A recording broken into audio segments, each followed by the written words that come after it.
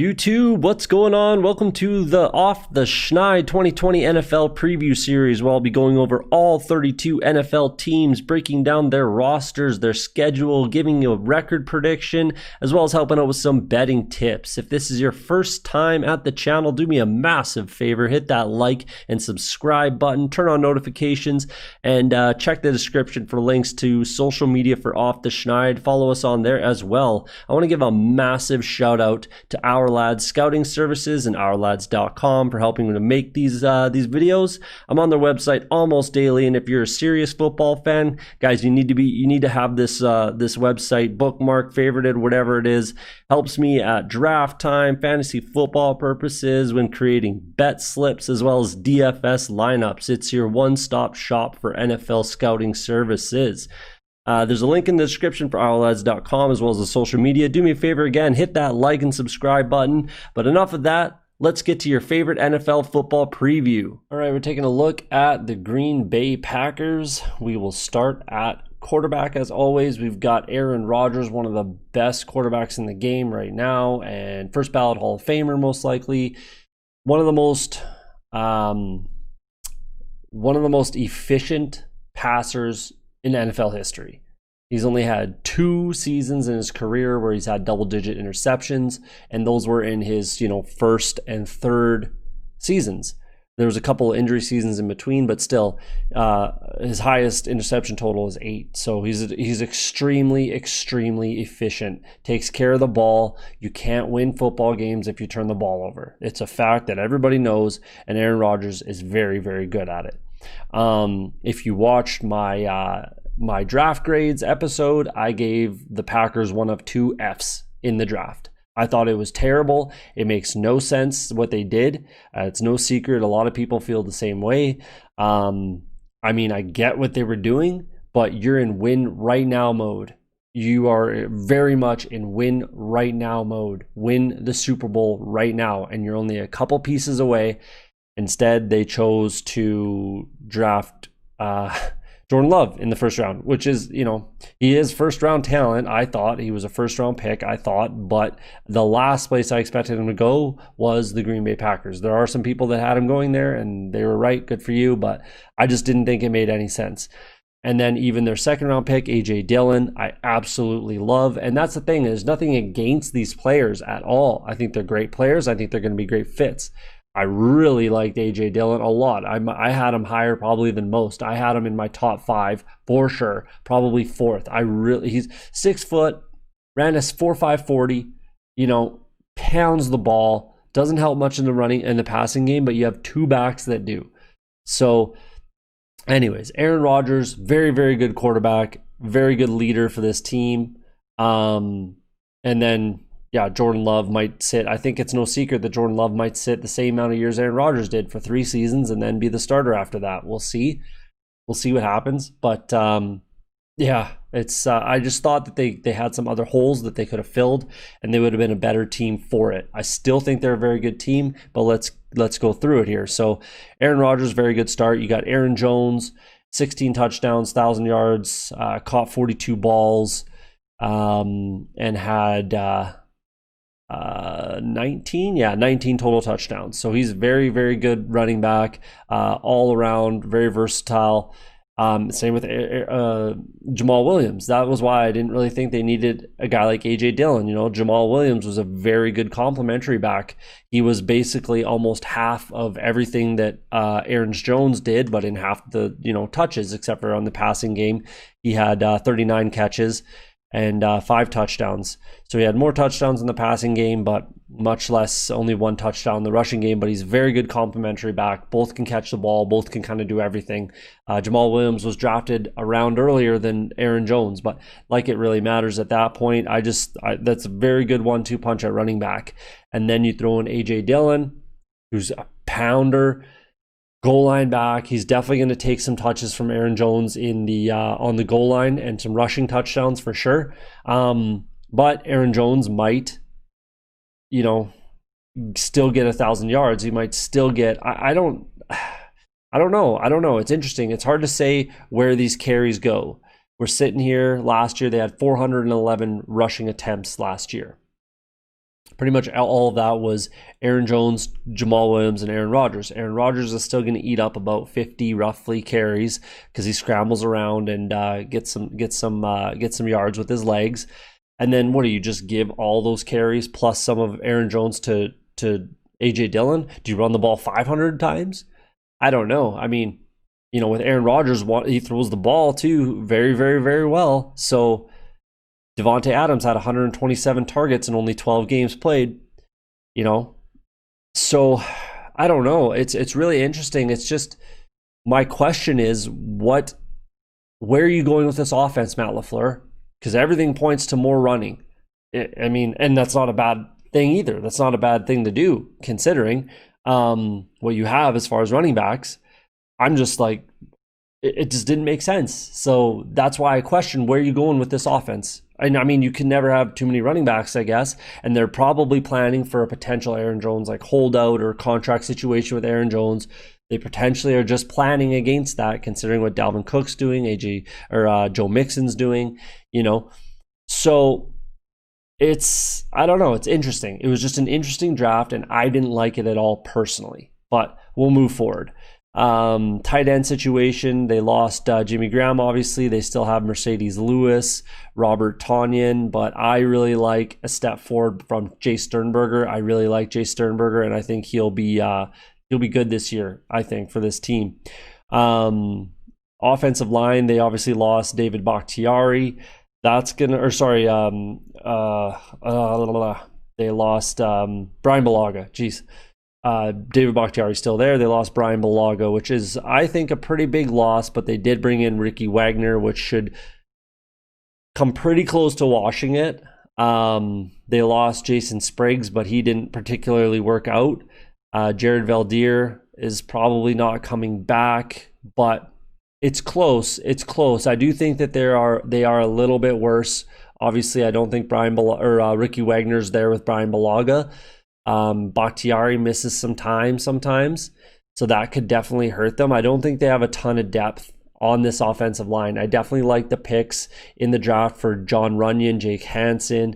Those were definitely, even Simon Stepniak, those are decent pickups for depth, but those guys you really don't want those guys playing a prominent role on this offensive line. You really don't. So then what happens with the running game there? It's just interesting. They allowed 36 sacks, which kind of puts them in the middle of the pack. And if they're worse, that number might be going up. So it's a little nerve-wracking. Wide receiver position, I actually think is in probably a better spot than it was last year. I actually quite like it. I think Davante Adams is probably a top 5 wide receiver. And then I like the potential for Allen Lazard. I really like Allen Lazard. I think he takes a step forward. Probably pushes that 800 to 1,000 yard kind of. But I mean, again, I don't know what happens with the offense, so who knows? Devin Funchess, I think that's a good gamble. He's still super young. They obviously are putting a premium on tall jump ball type receivers. Allen Lazard 6'4", 6'5", Devin Funchess 6'4", 6'5". Valdez Scantling is super tall. Like they're obviously putting a precedent in place for these types of wide receivers. So we'll move over to the defensive side of the ball, and there's a ton to like on defense with this team. They didn't really add much, in my opinion, as far as defense is concerned. They grabbed Kamal Martin, Vernon Scott, and then Jonathan Garvin. I do really like Jonathan Garvin. I think that that's a very good pick, especially in the 7th round. I think that that's extreme value. I think that that was a very good pick. But the defense is quite good. I really like Kenny Clark a lot. I think he's going to become one of the premier interior rushers in the league, potentially starting this season. He had, I think, 6 sacks last year, and is 24, I believe. So I think he takes another step forward. And that was the interesting thing, is that they were right in the middle of the pack as far as sacks, 41 total sacks. But they had the Smith brothers, the law firm of Smith & Smith, they had 13.5 and 12 sacks respectively, with Kenny Clark getting 6. I was surprised when I saw that number that they were so low. I was pretty surprised by that. And I think everything considered, they can take a step forward. Rashawn Gary is still there. I think Jonathan Garvin can help out. Kamal Martin is right there. Again, the Smith brothers. Kenny Clark, I think, is extremely good, like I just said. Tyler Lancaster, I think, can help out. Dean Lowry is good at plugging up the middle. They didn't really need to add a ton. Where they did lose was at linebacker for sure. They lost Kyler Fackrell, Blake Martinez, BJ Goodson. But with a 3-4 defense that they have, if inside linebacker is your biggest weakness, I'm really not that concerned, to be honest with you. They do have Oren Burks and Ty Summers, who are making another leap forward, most likely, former draft picks of the Packers.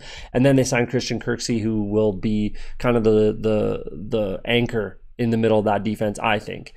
Back end, they are very, very good. Jair Alexander, Kevin King, Josh Jackson, all very, very good corners, especially Kevin King and Jair Alexander. That might be one of the better 1-2 corners in the league. Adrian Amos is very good safety.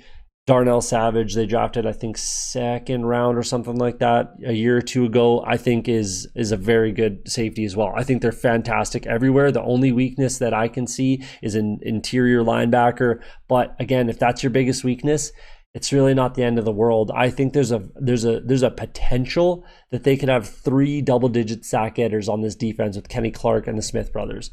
So that was kind of my overall kind of deciding factor for having the Packers win this division again. And I'll get into that. Let's get into that. Let's move over to the record prediction and schedule for the 2020 Green Bay Packers. All right, so there's your record prediction. We got low, high, my. They are tied with the Vikings for the most likely 2.62 to win the division. I've got the Packers winning this division. I do. Last year, I picked the Vikings to win the division.